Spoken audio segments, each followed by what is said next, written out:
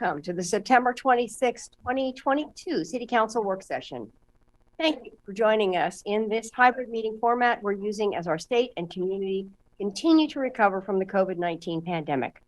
For work sessions like this one, where there is no opportunity for public comment, those wishing to access the meeting can do so by watching the live stream available on our website, broadcast on Comcast Channel 21, or by calling into one of the phone numbers listed for this meeting on the public webcast and meeting materials web page. And thank you all for joining us, although your joining us will be brief because we're about to, our first item of business is an executive session pursuant to ORS 192.6602H. The City Council will now meet in executive session pursuant to that ORS that I just cited for consultation with legal counsel about litigation. Representatives of the news media and designated staff shall be allowed to attend the executive session. All other members of the audience are asked to leave the meeting. Representatives of the news media are specifically directed not to report on any of the deliberations during the executive session, except to state the general subject of the session as previously announced. No decision may be made in executive session. At the end of the executive session, we may return to open session and welcome the audience back into the meeting. And so with that, I think we'll close out.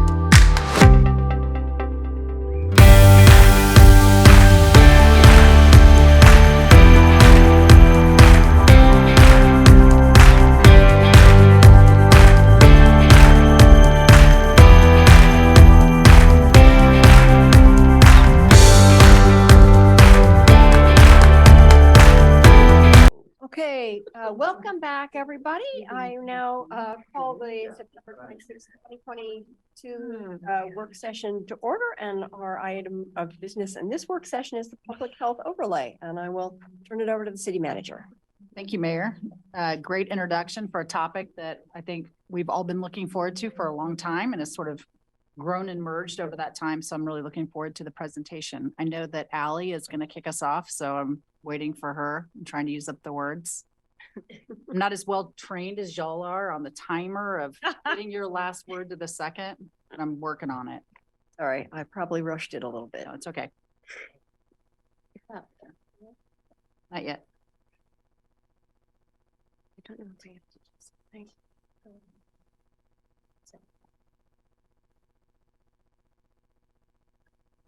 Hey, it's good.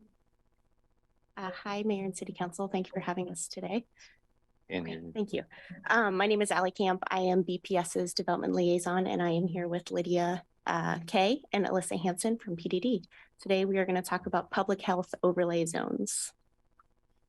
This work session is in response to a motion made by Councilor Surratt that passed earlier this year on the concept of a public health overlay zone. It was bumped from the July 27th work session. The motion stated to research what the benefits of creating an overlay zone might be and how the city would develop criteria for deciding which areas might benefit from such a zone.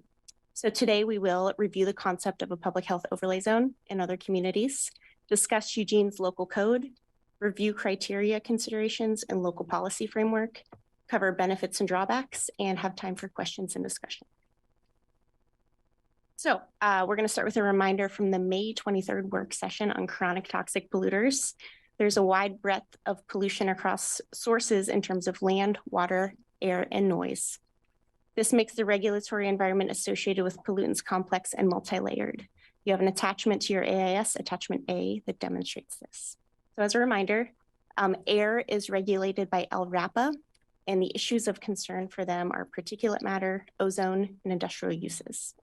Water is regulated by the Oregon DEQ as the lead regulator. The issues of concern are drinking water, surface water, groundwater, non-point sources like zinc and fertilizers. Land is regulated by the Oregon DEQ as the lead as well. Issues of concern are solid waste, hazardous waste, transportation of materials, and soil contamination. And finally, for noise, the city is the lead regulator. The issues of concern are noise and vibrations there. So you've seen this slide before. This is also from the chronic toxic polluters work session in May. This demonstrates our existing policies, programs, and authority to address the issues of concern from the previous slide. These are the city's largest levers to pull in terms of pollution and public health considerations. Today, we're going to talk about these two. Because the land use code is the area we have the biggest regulatory impact, our presentation will focus on the land use code. However, the land use code may not be the appropriate avenue for every solution, understanding that we have other local municipal code chapters with tools included. We'll briefly touch on those too. So to respond to the request about the concept of public health overlay zones, we did research on other communities. What we found was that other cities have approached the concept or idea of an overlay zone broadly and in a variety of ways to get to their specified goals. In the AIS, we discuss it as a ladder to build towards the goal you are seeking to achieve. What you see on the screen are these, well, I'm going to flip through them, but what you see on the screen are these communities' goals, and they all got there using different tools. So we're going to start with New Jersey. Their goal was to focus on industrial legacy of disproportionate siting of pollution facilities, and they did so in three ways. To incorporate environmental justice goals in their master planning processes, to strengthen the existing zoning code, and to amend the development process. Next, in Los Angeles County, California, their goal was to enhance public health in unincorporated communities that bear a disproportionate pollution burden. And they did that through more stringent health standards for new industrial operations and requiring new development to reduce the impacts of land and air pollution on community residents through land use and zoning. And then finally, we'll talk about Minneapolis, Minnesota. Their goal was to identify a group of neighborhoods that face the combined impacts of environmental pollution and racial, political, and economic marginalization and work to deeply improve these areas. And they did this through neighborhood strategic planning processes. The point of this slide is to demonstrate the variety of tools available to solve pollution concerns and how these tools meet each community's goal. I'm going to move into our local land use code with Alyssa next, and she's going to describe overlay zones as we use them locally. Great. Thank you, Allie. We're going to start with tools that are available to us in Eugene Code Chapter 9, which is our land use code. And for obvious reasons, I get to be the one to talk about that. We do have a number of existing tools that are used in a variety of ways in our land use code. I will also talk about a traditional overlay zone, which is one approach that combines these tools to address pollution concerns. And I'll do that in a couple of slides. But looking individually at some of these tools can better help us to determine, which ones need to be considered and how and where we might apply them. So some of these tools include setbacks. And so that would be potentially increasing setbacks from a building or a use from a property line. This would allow for more physical distance between the particular use we're trying to buffer from. Let's see, also buffer areas, which is in a way like a setback, but it actually can be used broader. You can prohibit a certain uses, for instance, say within a half mile of residential. So create, a much larger than just a building setback. And again, that would really provide more room between the pollution impacts and limit their density. Other options would be including, solid walls or having enclosure standards to make sure that manufacturing or production was actually occurring inside and it'd be contained to limit those impacts. Also, increasing trees or other landscaping requirements could help provide more natural screening, could reduce heat, and absorb sound from pollution sources. And then finally, restricting the location of or prohibiting the siting of specific uses could result in no development of that particular kind or no expansion of those uses. We actually have a use in our code. As I was flipping through it, we do not allow outdoor slaughterhouses in the city of Eugene. We allow indoor ones. We don't allow outdoor ones. So that's an example of a prohibited use. And in applying these, we can, look at these different ways. We can think about them geographically. Is it West Eugene? Is it along Highway 99? Is it west of Chambers, east side of 99? We can think about them by base zone. So are we just talking about uses that are in the heavy industrial zone, or is it also light medium industrial? We can look at them by an overlay zone, which I will get to soon. And we can also think of them by use. Maybe there are certain uses that you would want to target, some of the more heavy manufacturing types of uses. So really, it depends on what we want those outcomes to be, and then we would kind of pick our tools based on what the intended outcomes would be. And likely it wouldn't be just one tool. It would most likely be a combination of tools. Next. I wanted to provide a little bit of context because I mentioned tools can be applied by base zone, by location, and by use. This is a map of Eugene's base zones, so our zones. And this is also included as an attachment to your agenda item summary. Just for context, I wanted to point out where we generally see industry in Eugene. And so our heavy industrial zone is that darkest purple. So there's along West Eugene and then also along Highway 99. The magenta color kind of around that mostly is our I-2, which is light medium industrial. And then there's some lavender showing, and those are campus employment, which also allows for some manufacturing uses. These are the areas in Eugene, which, can be considered as our job centers. Not only do they provide jobs, but they also provide goods to our community members, to other communities, and to each other as well. And I think when people, I do, when I think of heavy industrial, you kind of you conjure up this image of smokestacks, burping these toxic fumes all the time, maybe grime and noise. And while I don't want to downplay, some of the issues we've had in West Eugene, I do want to point out that there really are a broad range of uses allowed in our industrial zones. And just for instance, in the heavy industrial zone, we allow outright things such as artist galleries and studios, which obviously have a completely different operating and system, than compared to manufacturing. We also allow clubs and lodges like the Elks. We allow government services. We also do allow a wide range of manufacturing, everything from clothing, food and beverages, all the way up through lumber, wood products, and the creation of chemicals.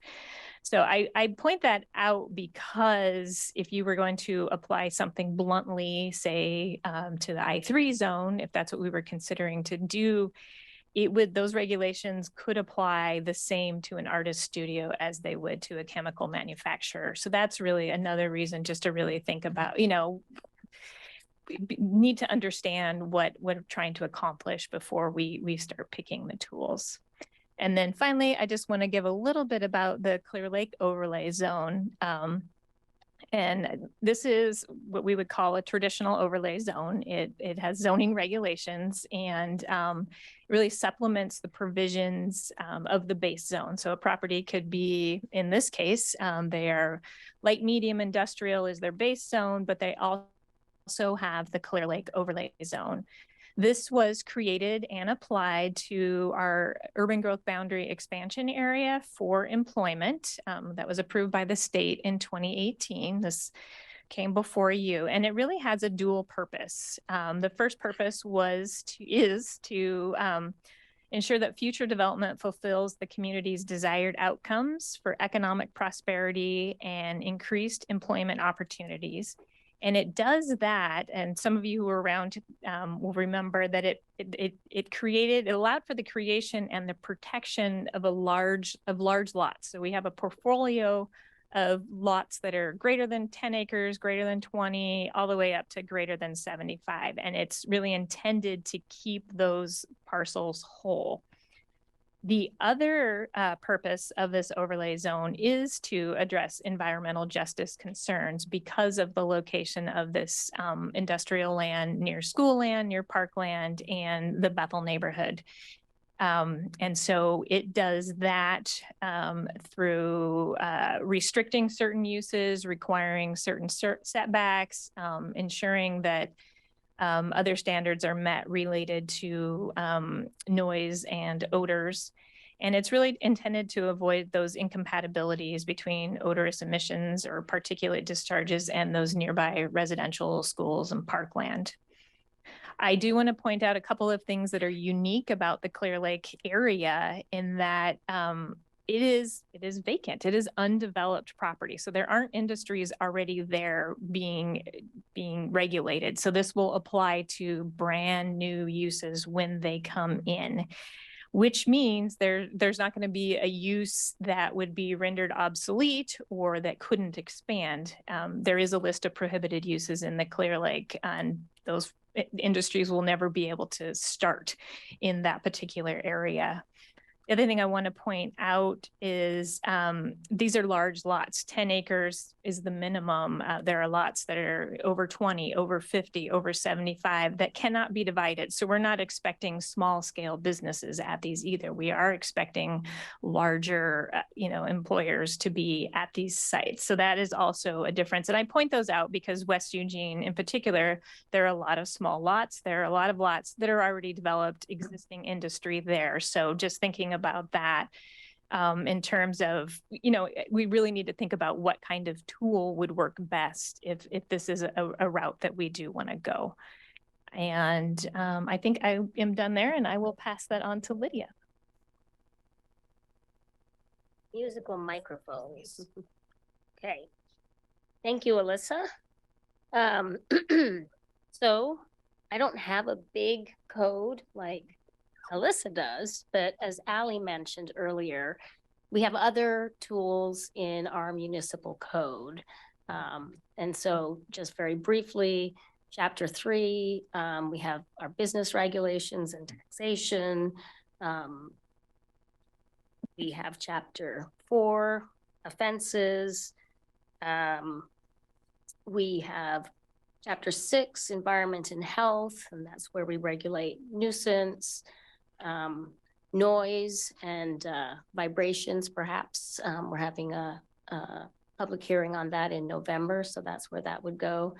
Then also Chapter 8, which is our building code, which obviously regulates buildings, but it's also where we regulate rental housing and dangerous buildings. So as Alyssa mentioned, we did do a site visit just to get a sense of the area. And as she also mentioned, there's a lot of different uses out there. So the eWeb headquarters is one of the uses that currently exists out there. There's also more traditional, and we don't have necessarily photographs of them, but trucking, chemical plants, and mills are also out there. And then again, as she mentioned, we have some lower intensity uses. I don't think you mentioned doggy daycare. That is a permitted use in the I3 zone. I think this is Sons of Norway. And then the Sport Hill warehouse is also located in West Eugene. I'm passing it back to Allie.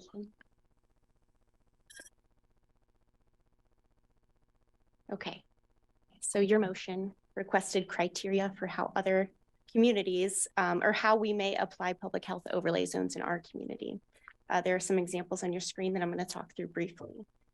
All of these criteria focus on geographic area. So we can look at areas of higher pollution levels across air, water, land, and noise as measured and evaluated by LRAPA and the local regulating bodies in DEQ. We can also look at areas with legacy pollution and exposure levels and contamination as measured by DEQ. We could look at geographic areas of pinpointed public health data points, such as rates of asthma and heart disease, low life expectancy, and these will be measured by public health partners. We can also look at areas with marginalized community circumstances such as unemployment, housing cost burden, access limitations to transit, and access limitations to healthy food. And then finally, public health overlay zones could consider things of equity needs, such as locations where race, income, and level of educational attainment are marginalized. There are resources to assist with understanding how to apply these criteria. We put up an example for you. The White House's Council on Environmental Quality has an online screening tool. The link's up there if you want to noodle around a little bit later. It's in beta version right now, but this can be a major step forward towards addressing current and historic environmental justices across a wide range of items. On the right side of the map in the gray column, you can see some of the types of criteria that are analyzed. It ranges from everything from legacy pollution to health burdens, like I mentioned, to workforce development aspects, and things like sustainable housing.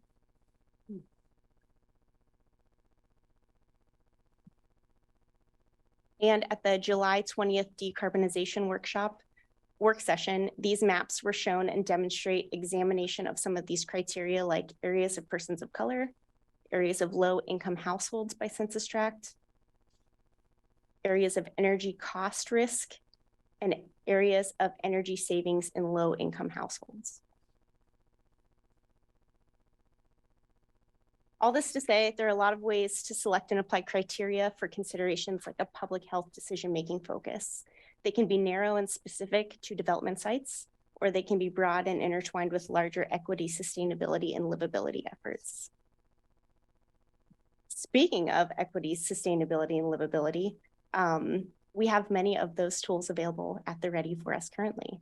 And a lot of these other communities that I mentioned at the beginning of our PowerPoint, their largest scope of implementation required them to do the strategic level of planning and consideration with their environmental decision-making.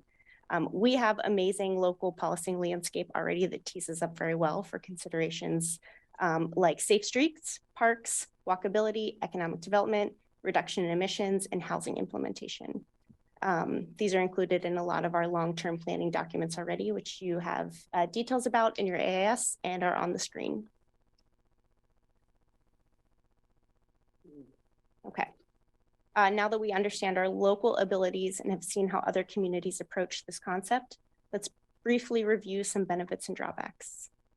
Some benefits of health overlay zones and other public health regulatory tools include the following: improved health and equity for community residents, consistency with existing policy foundation for equity, housing, climate, and livability in Eugene's policy documents, implementation of land use regulations for industry, which is possible, and it would move the community towards these policy goals. And finally, it would provide an opportunity to address other council-related conversations such as gas stations and industry vibrations. Okay, now for some drawbacks. An increase in regulation for industry and business would occur. Feedback from local business representatives indicates that businesses are discouraged by a regulatory approach rather than starting with conversations, collaboration, and considering incentives for positive outcomes rather than regulations for a few bad actors. The fact that established businesses that would remain unaltered would operate as existing non-conforming uses. Depending on the scale of implementation, this could require measurements of pollutants, formulation of new programs in the city, which would require additional funding, additional staff, compliance considerations, and stronger coordination with current environmental stakeholders. Further, legal analysis is necessary to determine what authority and/or limitations the city has in regulating pollutants that are already under regulation by agencies like LRAPA and DEQ. And then finally, there will be a lot of upcoming state legislation coming, and how this work folds into that will need to be considered. I'm going to hand it over to Lydia for the last little bit. Thank you, Allie. So let's come to the point now for questions and discussion. We are very curious to hear the discussion about this. Our best outcome is to understand what council wants to achieve. Then that'll allow us to do research and bring back tools and options to achieve those outcomes. With this direction, we can develop a scope of work and determine how to pace this work amongst some of the other things that we're working on, state mandates, as well as some of the other council priorities. One of the other things I wanted to mention is some of these ideas could be embedded in things like climate-friendly and equitable communities, or the Bethel neighborhood plan. So those actually could be tools that we can incorporate some of the desired outcomes. So with that, I will close out. Mayor, can I say one comment? Because I do want to say I appreciate the broad analysis of what other cities are doing, because I fear, and I've mentioned this to you, that as soon as we say overlay zone, everybody's brain kind of goes right to a land use document, and you could actually have a public health overlay zone that is 100% around investments that improve people's health. It could be parks, it could be sidewalks. It doesn't necessarily have to be regulatory. And I think you said that, but I just want to clarify that, especially as this gets out more in the community that we're having this conversation.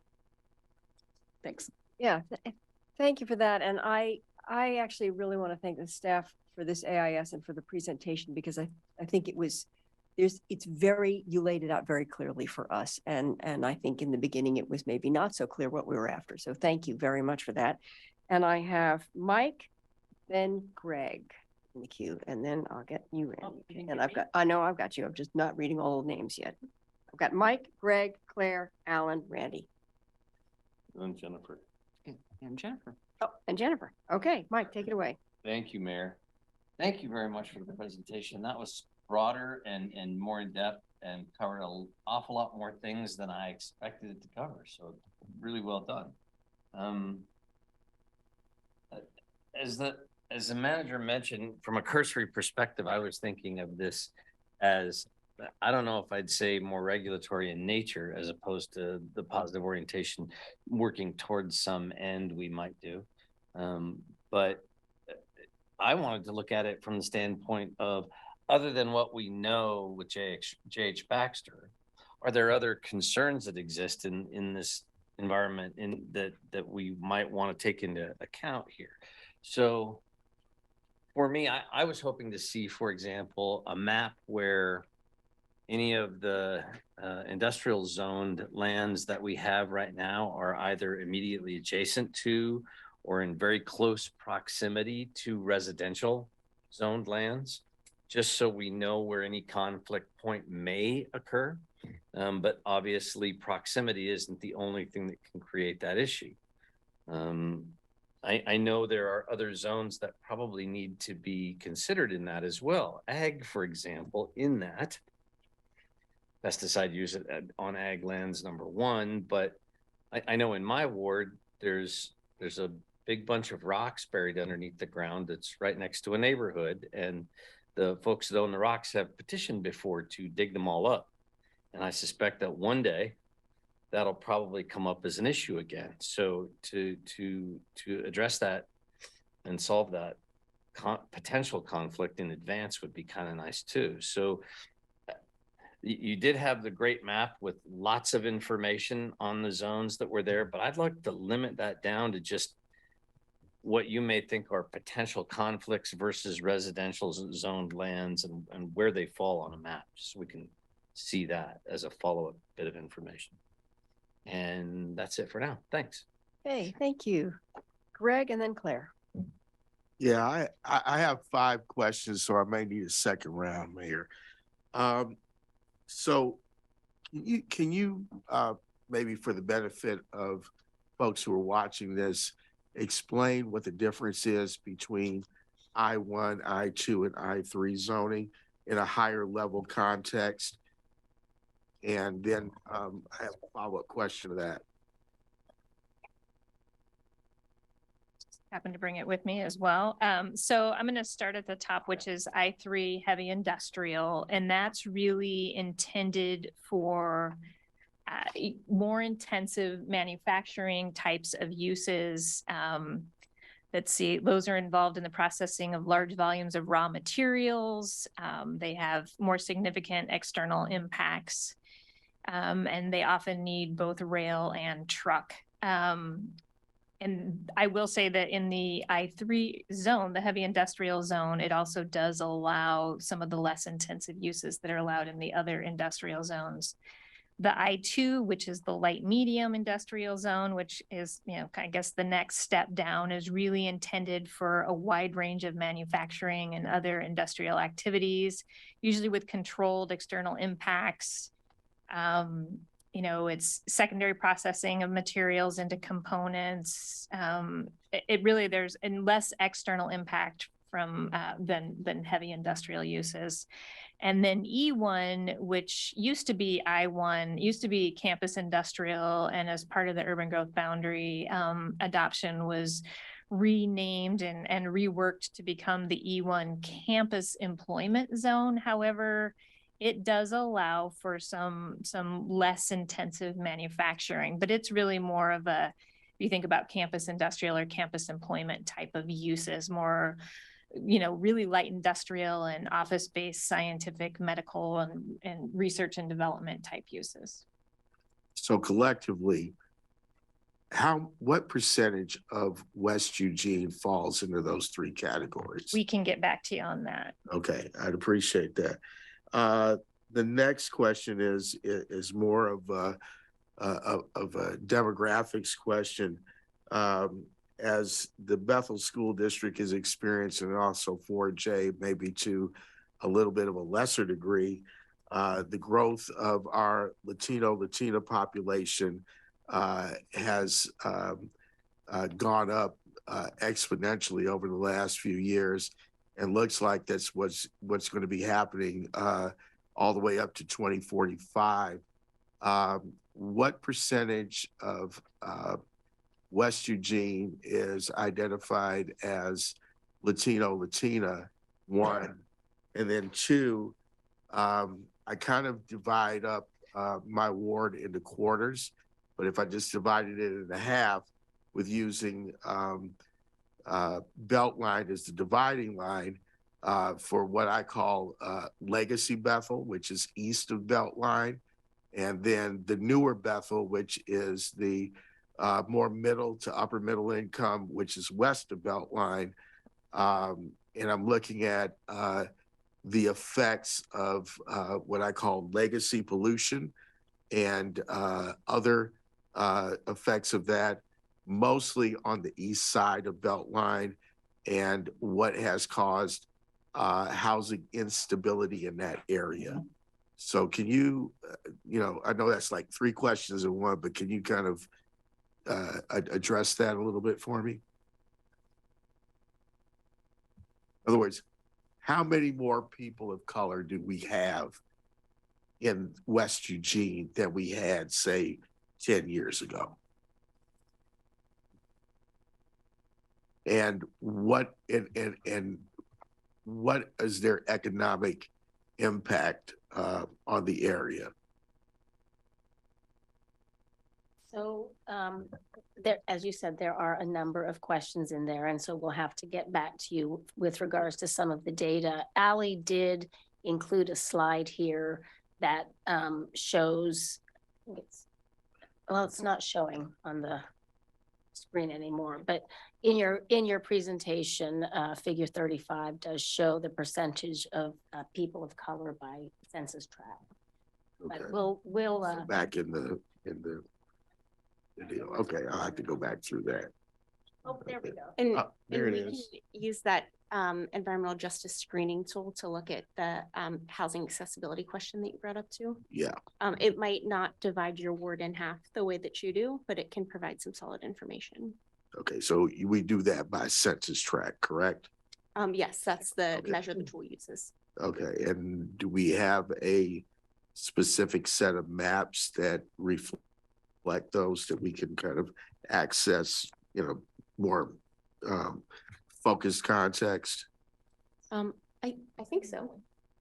Okay, I'd appreciate getting that info at some point, but I'll leave it alone now. I've got 21 seconds left. I'll take a second round, Mayor. Okay, got it. All right, Claire and then Alan. Thank you, Mayor. Thank you for the presentation and the AAS. I agree. It was really great information. I do have one question about the motion we passed on the regulating vibrations. Has that work session been scheduled yet? It's a public hearing is what you had requested. Correct. Counselor Surratt. Sorry. It has been scheduled. I believe that is for November 21st. Okay, thank you. And I really appreciate the city manager's comments about that we don't necessarily have to think about this as we're gonna like create a whole bunch of new regulations within these industrial zones, because that is really how I had been thinking about it, as maybe more of a framework rather than a zone, a framework that could decide if a particular activity is allowed based on the burden already experienced by the impacted residential neighborhood or school, and how that proposed activity would add to that burden. So the screening tool that has been provided is very exciting.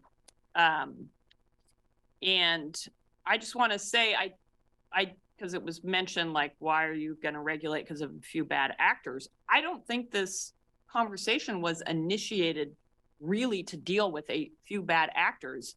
I think it was initiated to understand that we have made land use decisions in the past that have set our residents up to experience very negative impacts from nearby industry. And even if that industry was doing everything they're required to do under the law, they still could have negative impacts on nearby residents. So I really think this is more of trying to address a legacy that has created bad health outcomes for certain parts of our community. So now that council is actively engaging in this conversation, then we have the opportunity to reach out to the community, engage industry, engage light industrial, engage residents to have further discussions on this. I'm very intrigued by what Minneapolis did, kind of setting their goals and then using that to determine, what regulations they might impose, what incentives they might offer, what development plans they might put in place to achieve those goals. So I'll just say lastly, I know that these decisions are going to be made without me at the table, but I hope this council will continue to dig in to this work and take actions to do more to protect public health. I think we have a lot of tools at our disposal. We have a lot of power that we're not using in terms, and I'm not talking regulatory power, right? So we have a lot of capacity to address this. And I might even be part of the members of the public who come to public forum to encourage you to do so. Thank you. Alan and then Randy. Thank you, Mayor.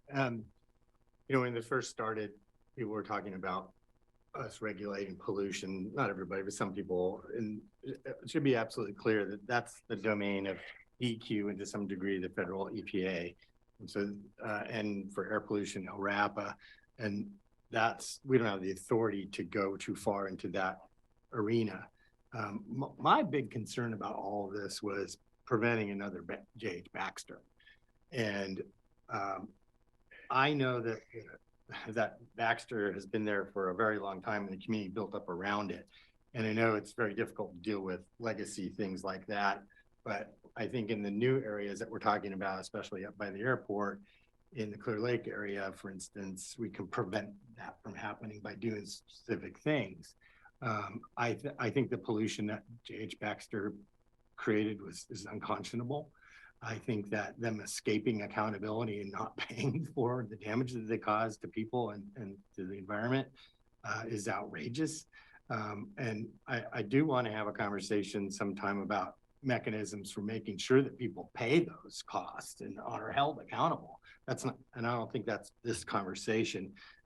Things like insurance requirements or risk bonds or escrow accounts or something like that, so that people can't just walk away and declare bankruptcy, which happens all over the country and apparently is what Baxter is trying to do, and because they committed to paying the fine and then they haven't done anything about it. But it kind of boils down to for me, use of the land use code and limiting the types of uses, doing setbacks and buffer zones like we did in the Clear Lake zone, I think are all really good ideas. So that's the planning part of it. And I think those things can really be helpful. And I think to some degree, Chapter 6 environmental health aspects of it with the nuisance, I always want to say nuisance and noise and vibration is another place where we can really help with that. So I think, yes, keep going with this, go to the next steps. Let's figure it out a little bit more and keep having this dialogue as we kind of hone this in a bit more and figure out what we're doing. Thank you. Randy and then Jennifer. Thank you, Mayor, and thank you very much for the presentation and the work. And I thought the AIS was very clear. To address Councilor Zelenka's comment, that's exactly what the risk bond work session was about, was looking at ensuring financial responsibility for the future. And we're just very grateful that DEQ has their orphan fund to at least go ahead with the mitigation work and return these people's properties to them to live in and do everything the rest of us get to do in a safe manner. And I certainly do not want to lose sight of that. For me, the health overlay zone, or whatever we want to call it, is about putting a reasonable separation or buffer, or however you want to phrase that, between sensitive occupancies, sensitive uses, and industries that produce certain outcomes. And this is not a shot at business or industry. It's about how do we cohabitate in the same community and do it in a safe and reasonable manner. And so that's the outcome I am looking for. I've had numerous discussions with some industry. I've had with a lot of neighbors that are in my ward that are directly affected by this. And, I hear the worry, I hear the concern. I thank ABC Neighborhood Association for being involved in this. I think Beyond Toxics has done some work. I still think we need to have some strategy for engaging business and industry, because this is a part of it. But I want to emphasize this is about a buffer in between. And I don't think people want to live in houses that are set down on top of certain industries. And likewise, I would submit industries don't want residential neighborhoods, parks, schools, potentially hospitals set right down next door to them, because it's just going to be a constant friction and rub that we can avoid with looking prospectively at future land use. And so that's what I'm hoping to get out of this. And I'm less concerned with what it's called and more concerned with what is a reasonable buffer. I know in the, some of these health overlay zones, they call out specific industries.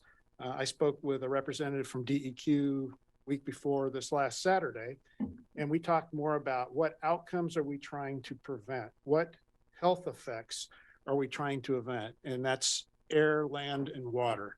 And so I don't know how you feel about that. I'm not an expert in this, but I definitely, I have some concerns with chemical exposures. I served on our hazmat team for a number of years, and you always wonder, what were you exposed to that's going to come back later? And that's the fear our residents in this area are experiencing. And I've even heard some of the business people in the area say, well, how about us? We're exposed as well. And I'm out of time.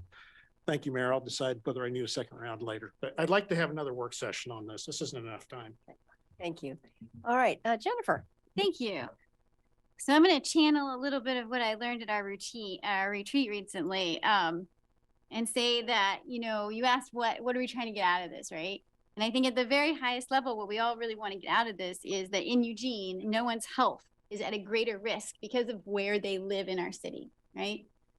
That's clearly, we all just want to know that all of our neighbors and all of the residents and all of our friends and family, right, can live wherever they want to live, wherever they can afford to live, and it's a safe place for them to be. That's very high level, I realize. But it's like why we're here today. So I just want to, it's a good reason to be here. I agree. I'm really glad with what Sarah said at the very beginning. I think also it needs to be a combination of land use code, incentives, and mitigation efforts, right? I don't want to tackle this just by changing a few codes and saying, okay, we're good now. We need to look at a more broad spectrum of things that we might be able to do that'll have effects maybe short term, and some will have longer term effect, kind of a package. Like Randy was talking about, creating a way to have an appropriate buffer between people's homes and industry, I think will benefit both parties, right? I think he makes a really good point there. But how do we do that in places that are already developed versus places that are undeveloped? I guess one of my questions for you being, is your expectation that we're going to focus on places that are already developed or undeveloped, or both? I mean, that's really up to you all. I will say Clear Lake, which is the undeveloped, the majorly undeveloped area, already has tools in place. That doesn't mean that you can't relook at those, but it is really the places that have existing development that I think that you all are talking about. Not to say that there aren't some undeveloped properties sprinkled here or there, or maybe somebody wants to redevelop, but I think our understanding was really the focus was on West Eugene and Highway 99, the existing industries. Okay. Yeah, I mean, I know we have a capacity issue, right, for anything we decide to do, but it would be a shame if we focus so much on the developed areas that we ended up with an issue somewhere else that could have been preventable had we had the time. So when you come back, I'm also really interested in this idea of, is it better to just ban uses, or is it better to have a tool that would evaluate, obviously it would take more time and more staff to kind of evaluate on a one-on-one kind of basis so that we could be a little more targeted and work with a industry partner maybe, which sounds really great to me, but maybe isn't feasible, right? So I would be really interested in that as well. Yeah, I think that's most of it. Thank you. Yeah, thank you. Matt. Thanks, Mayor. Thank you for this. Pollution, to your point, Councilor Ye, well said. Pollution drifts. Pollution knows no ward boundaries. Chronic, toxic pollution can drift 5, 10 plus miles away and affect residents severely. I'm very interested, and this is a theme that will come up later tonight, in protecting the public in all corners of our community, and would strongly support efforts to expand the overlay zone throughout our city, both current neighborhoods and looking around the corner at future industrial activity that butts up against residential neighborhoods. A couple questions came up. Is it better to ban uses or embrace a rubric in regards to ongoing or future issues as they arise? I would suggest that it's not a binary, but there's an opportunity for both. There's an opportunity to look at existing practices that probably should be banned or regulated, while keeping an open mind around the corner, because none of us have a crystal ball. I think it's imperative that if and I want to double down on my enthusiasm of embracing some of the things that we see in Minneapolis, in particular, Councilor Siret brought up, a clean, green Eugene zone, whatever you want, however we frame it. That I'm very interested in enclosure standards, learning more from DEQ and LRAP. And I know Steve Dietrich, the executive director of LRAPA, has requested to speak to this body. I would hope that would either be part of this follow-up work session, or if we can get a better idea as to when Director Dietrich from LRAPA will be with us. As council's liaison to LRAPA, I have asked for LRAPA to look at other communities in regards to a smog check system that does exactly what Minneapolis does to improve air quality or environmental quality in regards to business and transport. It's not necessarily in LRAPA's wheelhouse, but it's in this municipality's wheelhouse, is my read. Is there an opportunity to either partner with municipalities in the state, embrace best practices, and have some sort of smog checks program that's unique to Eugene, or is that a one-stop shop statewide fix? I'll pause there. I might have a follow-up. That might be a Catherine question or a Sarah question. I gave away my mic. That was sorry. We have it, we can get you information on that. We have an IGA with LRAPA that kind of sets out the rules and what the anticipation of the scope of that IGA is, whether that could be expanded to if you're looking to form some like group among the folks that are already participating in the LRAPA process, that would be probably the source that we would look to expanding. It's my understanding there's not an LRAPA process for a vehicular smog check. There are other municipalities. That's what I'm. Right. But if you wanted to have it not just be City of Eugene, I'm sorry, I wasn't clear about that. If you were looking, when you said metropolitan area, I didn't know if you were talking about having multiple cities doing it, or whether, and the question I think to get to your point is, would any of us have the authority to do it, whether we did it individually or as a group? And we can get back to you with the answer. Just circling back to keeping it high level as per our retreat. What Minneapolis has done, what California has done, or what Los Angeles has done, is a good starting point. And I'll be 5 seconds, Mayor. I promise I don't need a second round. But to Councilor Grove's point, we have to engage the community, bring our business partners who are responsible into the fold. If this issue begs, because we're out of time, another work session, and I hope we take appropriate action. Thanks, Mayor. Thank you. I have Greg and Randy, both for second rounds. Yeah, one of the things that I'd like to ask, and I hope that we can follow up on this, is to have more cross-pollination with our Human Rights Office in terms of a robust outreach to our Latino and Latina community. I noticed over the last few years that I've been on council that there's more separation between the greater community and our Latina community. And it's not just a language gap, but it's a cultural gap. And I really think that in order for us to be effective in implementing an overlay zone or developing an overlay zone, we don't just need to have the input from the business community, but we also need to have a significant input from the people who live there, who are more and more Latino and Latina, particularly in West Eugene and in Bethel. So if we can do what I would consider a more robust outreach to that community to be more inclusive of what their views are and what their voice is, that would go along greatly to making sure that we have a holistic approach to this. The second thing on my list is,